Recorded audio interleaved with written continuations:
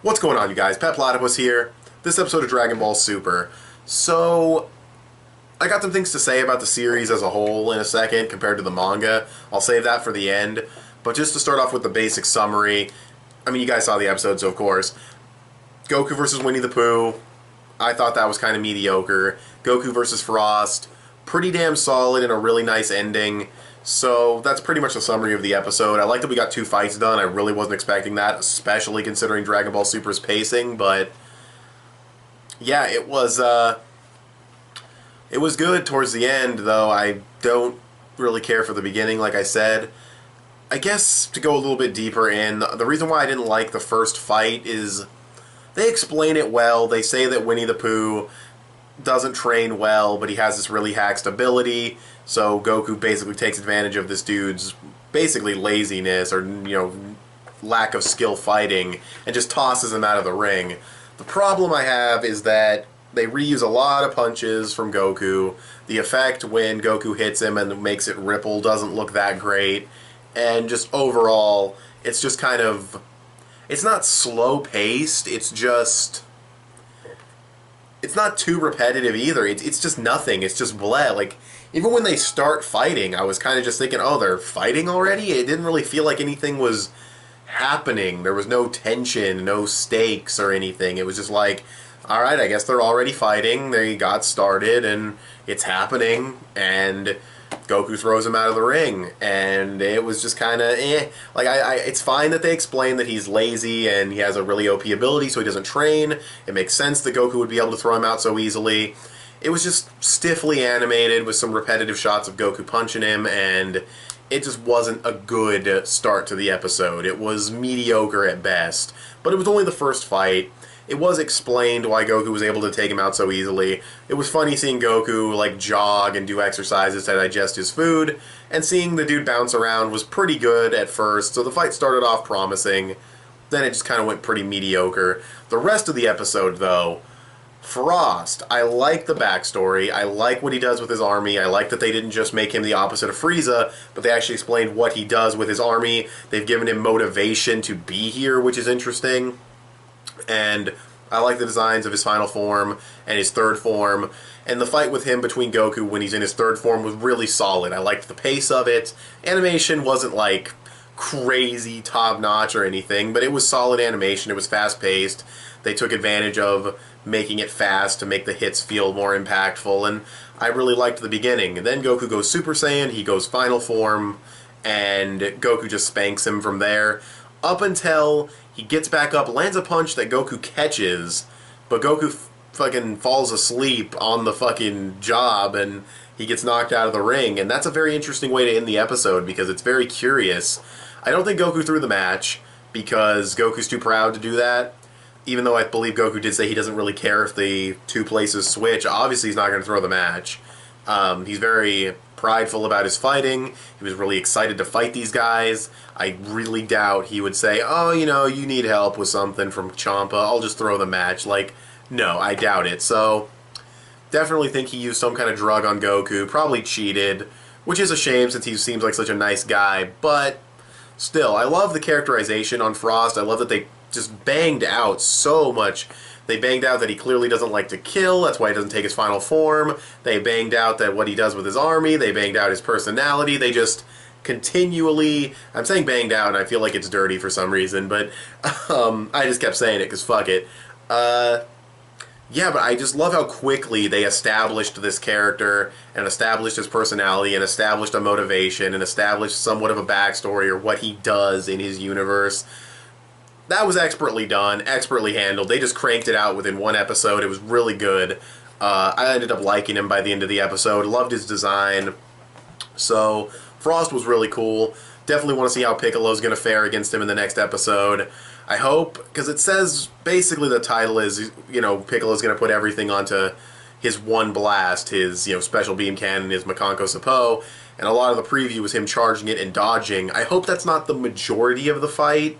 It could be the second half, but definitely not the majority of it, and I hope he fires it within the episode, but we'll see. If it's one whole episode of him dodging and charging up a beam, that might get kind of boring, But that's just prediction. That's just a prediction on my part. So we'll see what happens. But the episode looked nice in the preview. The animation looked pretty solid. So we'll see. But I'm excited to see what happens. I like the unconventional storytelling with Goku losing early on, getting knocked out of the ring, even if it was by cheating. Him getting knocked out is pretty cool because it's unconventional, like I said. Usually the main character would be saved for last, or he'd fight the final guy, and that could still happen. It could turn out that Hit or whatever is evil, and he interrupts the tournament, because, you know, tournaments love to be interrupted in Shonen, and yeah, he could fuck everything up, but will that happen? I don't know, maybe Hit's, because he's very interesting. If they had just shown him kind of just chilling, you know, just kind of sleeping or whatever, or just not giving a fuck, in the background, it'd be one thing, but they actually show him after Goku transforms, after Frost transforms, and they show that he doesn't really give a fuck, so it's interesting. I'm very curious about his character.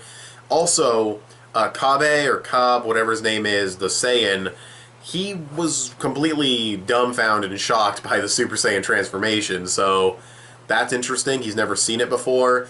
There's a good chance he's going to be a weak character. Who will he fight? Let's see. There's Piccolo, there's Vegeta, and there's Goku, and there's Monaka, I think is how you pronounce it. So, yeah, if he's not even on Super Saiyan level, he can't fight, like, any of those guys. So, yeah, I don't know. I don't know what's going to happen. But, again, there's the ring out rule to consider, so I don't know.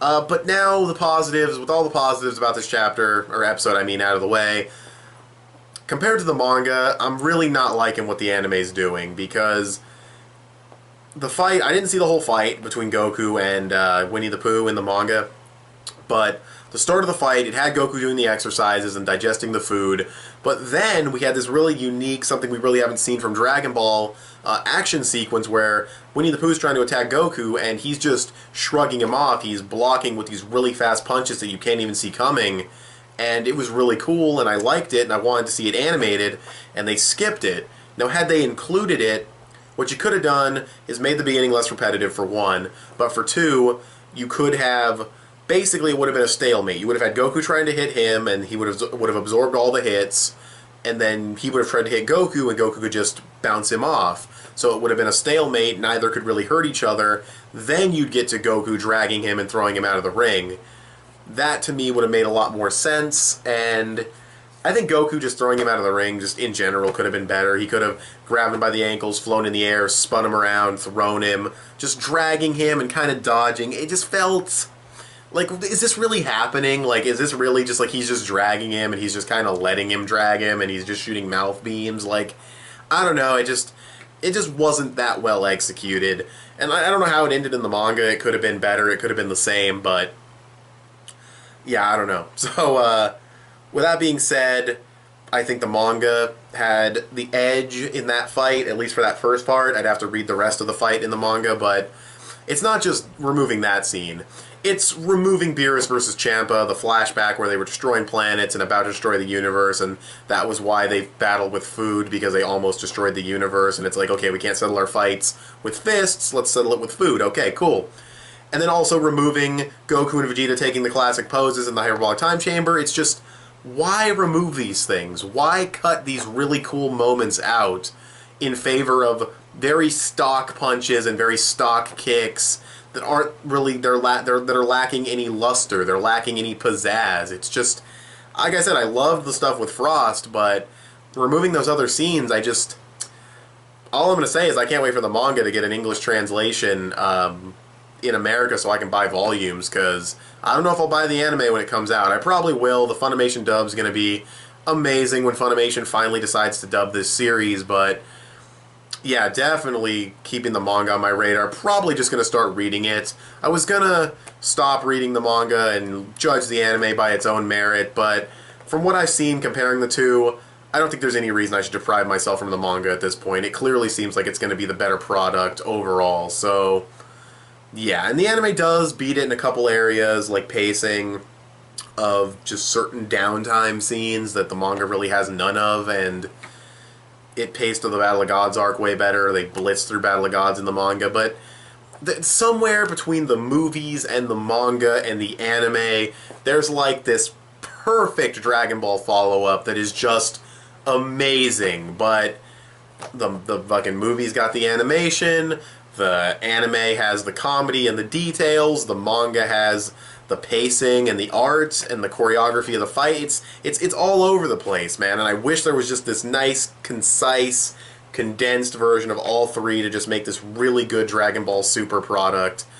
But with all that being said, I guess I'll just wrap up this video because I'm just rambling about the series at this point. So, rating, it's like a 7.5. It's a good episode. Maybe an 8. I really liked the stuff with Frost, so I'll give it an 8 out of 10.